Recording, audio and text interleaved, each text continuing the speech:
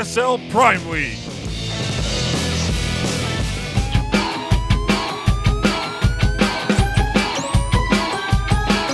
Hey guys, welcome back to the final match of the night. It's going to be a PvP, and the winner will advance on, taking the final spot in the round 16, and the loser goes home with nothing. Down here in the bottom left, we have our blue Protoss player from Flipside Tactics, it's puCK. And his opponent, top right-hand corner, yellow Protoss player, going 1-2 in the previous match. From Rip Z's, it is dipwood.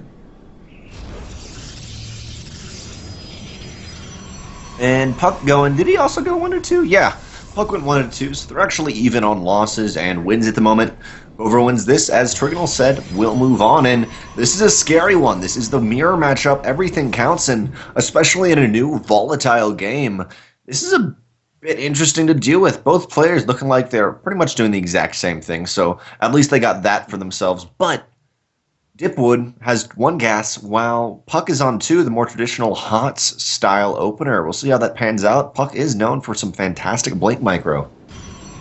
Yeah, we'll see. I kind of have a feeling it's going to be Adepts, though. I'm not sure. Adepts, no, I think it's Adepts. I just know in past he's getting a lot of extra gas. As we were saying in previous games, that you can kind of do Adepts off 1 gas. So if you're going 2 gas right off the bat, either proxy or quick upgrade, I guess proxy, quick upgrades, or you are going into Stalkers. For now, though, we'll see. puCK, I mean, he's looking like he's going to throw down a proxy Stargate, something of the sort. We have seen proxy Robo, funnily enough, actually be decently common. Yeah, puCK actually getting 2 Stalkers out, well, dipwood goes for the 2 Adepts, so maybe you're right on the money there with puCK's Blink Micro, could be what he's going for. I mean, yeah, this is a great proxy Stargate location, but he could be hiding a Twilight Council or something there. I'd kind of first see it up to the kind of top left or bottom right-hand bases, which I didn't really even consider as existing until right now, because nobody ever takes these. But, yeah, I mean, we'll see. There's the Stargate coming down. So, puCK, he's actually moving out with these 2 Stalkers. He could get caught out. Yeah, if the Adepts get into space, he doesn't barely won't see. Yeah, they barely won't see each other, and now in the main, there's nothing, and 2 Adepts will one-shot workers, albeit it is a pretty slow 1.61 fire rate. At the same time, man, this has got to be scary for puCK, and he does not even have Gateway. It's not like he can warp in 2 units at home to defend this. How's he going to deal with it? Just teleport home. Yeah, teleport back home and Focus Nova charge. That's, of course, something you can actually do much, much earlier here in Legs Divide. Yeah, I mean, he loses 4 workers, which isn't great, but yeah, all in all, it could have been a lot worse, and he does still have the possibility of that Oracle coming in pretty soon to even up the damage. Yep. Off the back of this, we do see puCK yeah, doing the Oracle as you mentioned, but as you guys just saw on screen, dipwood actually is going to be going to blink off the back of this, but one important thing is dipwood's on 1 base, so he's going to be pushing out in this. Even though dipwood, yes, he killed 4 workers, it's going to be much bigger for him to lose the workers than puCK, because puCK will have his natural base up in a few seconds, which does allow him the double probe production. We'll see, though, the first Oracle coming out. Blink is good. There is a lot of proxy pylons ready, or at least photon overcharge pylons. Don't know what I want to call them, but there are a lot of pylons ready to overcharge if that need be. Yeah, very good positioning here on all these pylons. If you get straight in the middle of this, yeah, the few Photon overcharges. 1 more and that Oracle actually would have died, but it finds 1 worker, okay. Yeah, not so great for puCK. Yeah, not so great at all. His original push, which, if dipwood would have had his 2 Adepts, would have probably done a decent amount of damage, at least kind of taken the APM and stuff of dipwood up to allow that Oracle to hit the back, but that will not be the case. puCK, though, does have a backup plan going for a quick natural base, and puCK right now, he's got the 1 sentry. That's honestly all he has to defend this, because dipwood at the moment, moving across the map, 9 Stalkers. But he is down by only 7 workers at the moment. That should change very soon. But still, actually, dipwood is probing off the back of this. He plans to snipe something. Maybe not the best map to do that, but still, snipe something. Pull out. expand. He may be able to take the game, though, with this amount of Stalkers. We'll see. Oh, yeah, he gets up that ramp, and with Blink done, there's nothing to kind of stop him from just blinking up. He even gets force fielded out, but a couple well-placed defensive pylons do drive him back. They do a little bit more damage than the first Noah charge in Path to Swarm, so they're pretty strong. But puCK doesn't really want to get too far forward there. Oh, he actually picks off Stalker, so that's pretty nice. Oh, he's got an Immortal out, right. Yep, I think that force right there should not necessarily one-shot a Stalker, but you can. Any weak Stalkers will need to be very careful. They're going to be sniped off quite easy. The Adept's not so good in this situation versus Stalkers. The interesting thing, the Stalkers actually do bonus damage to Armored, and the Adepts, or actually the Adepts aren't that, but they are not. But Stalkers are not light, so kind of interesting kind of outplay of that. The Immortals, though, will start to wreak havoc on these Stalkers. There's just so many, though, and they have Blink. Yeah, but, I mean, 2 Immortals is a pretty strong force, though. Without those hardened shields, when their replacement ability is on cooldown, they are in a pretty sticky situation. One of them's going to micro back, start regenning its shields. And these Stalkers for dipwood, a little bit trapped here. I think they're all going to go down, and they've only taken down 5 workers. Even if these 3 get out, not really been too great for them.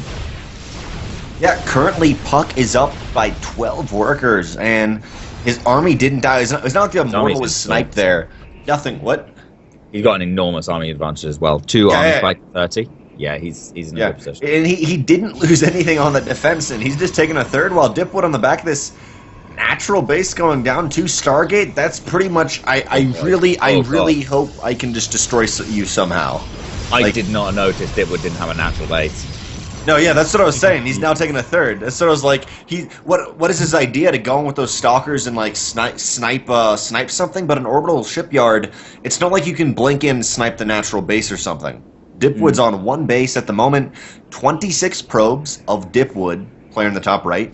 The 44 of puCK in the bottom left, and puCK's got a 3rd base. Yes, dipwood's going for a 3rd base, but realistically, I don't know if this is going to work out for him. We'll see how puCK really does this. Maybe puCK whiffs it somehow, but knowing puCK, like, when I've casted him, he's a pretty solid player. He to be honest, does not make a mistake. I don't think puCK realizes just how far ahead he is. If he did, he would have been marching across the map like right after. There's literally nothing and just killing dipwood. Yeah, I mean, he was in an incredible position there. But then the Mothership will go down, kind of hurts. Nice attempt at the recall, but a little too late there. This Oracle coming in is going to make great use of its stasis traps to try and keep dipwood contained, I guess. But dipwood's trying to mass up Void Rays and get something done with that.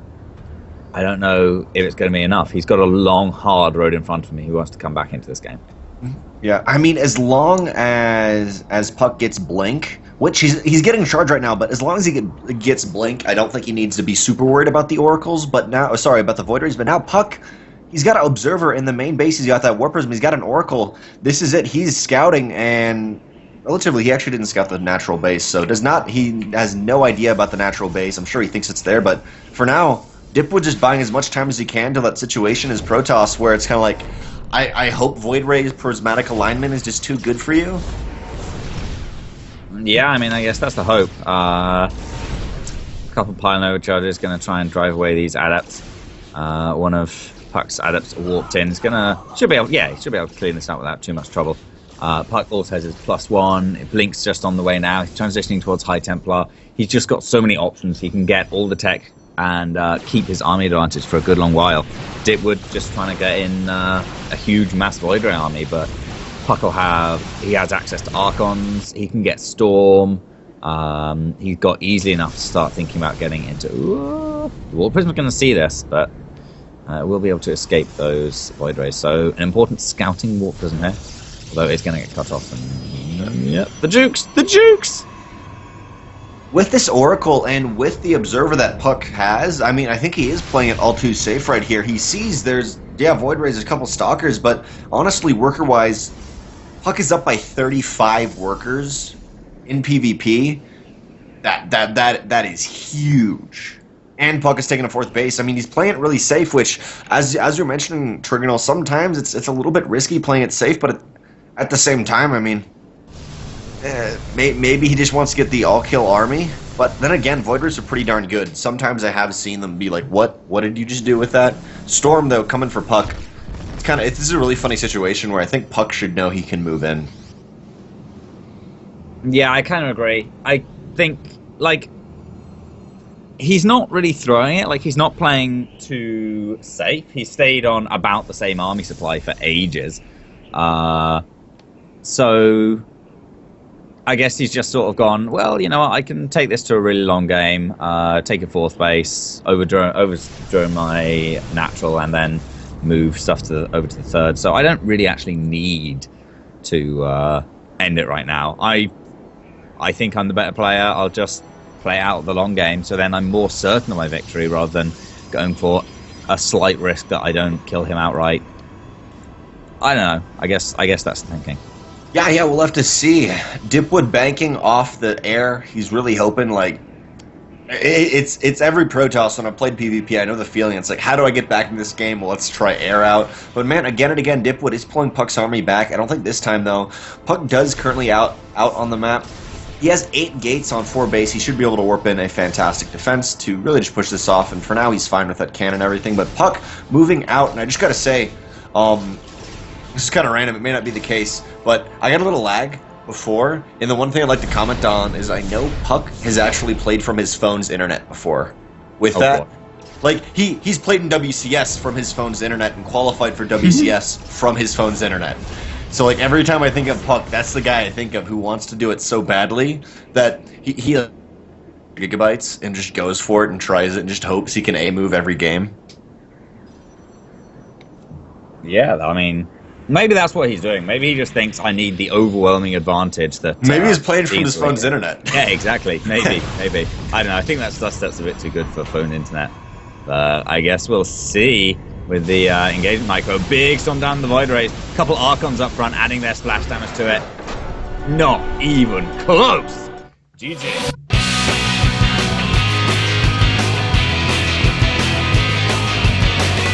Alright guys, we're back. It's Dash and Terminal Game 2 of the final series of the night. Down here in the bottom right, currently up 1 game. Can he close it out to advance alongside Pluriment to round 16? It's Flipside Tactics' very own puCK. And his opponent in, well, the top middle spawn position, the only other spawn position on the map. It is from Rip Z's. The yellow Protoss player, dipwood. Man, I have not seen PvP played on Dash and Terminal. I don't actually think I've seen it like played on Dash and Terminal. So we'll see how this goes out, especially in Legacy of the Void. Yeah, it could get really interesting. I want to see one of the players like rush out on Mothership Core and go and rush their opponent with it. Dipwood does not want to see that. That's why he's placing a pylon directly in his mineral line, because he knows that's a great tactic. Mm-hmm. Yeah, not only that, but the Oracle aggression from game 1, even though puCK didn't get damage done, still, if those pylons weren't there, that would have been decimating damage on 1 base from an Oracle with only Mothership Core. But yeah, I always find it really funny when players, you can go for Stalker or Mothership Core first. This is more Heart of the Swarm, not Legacy of the Void. But you always have the funny situation where the Mothership Core comes in and you have a Mothership Core, and then they just start going for probes, and you're like, nah. How do I actually defend this? It's just kind of an awkward, but I don't know if that'll be the case. Not really a quick Mothership Core by either player, but actually pretty quick. puCK doing exactly what you just said, moving across the map. Yeah, he is going to be doing that. But yeah, dipwood's pretty well prepared for this. Got his own Mothership Core out nice and quick. He's going to have a bit of Adept Harass for his own aggression, and of course 2 pylons, 3 pylons even, all in perfect positions to defend against this Mothership Core. Yeah, and there's the aggression. There are 3 pylons.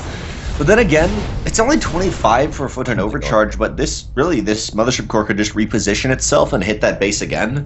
For now, though, unlike Game 1, it'll be dipwood going for the quicker natural base, and puCK not really doing that, but puCK maybe... Actually, how's this defense going to go down? This could be pretty devastating. 4 workers earlier on, and these Stalkers can't actually kill the Adepts yet.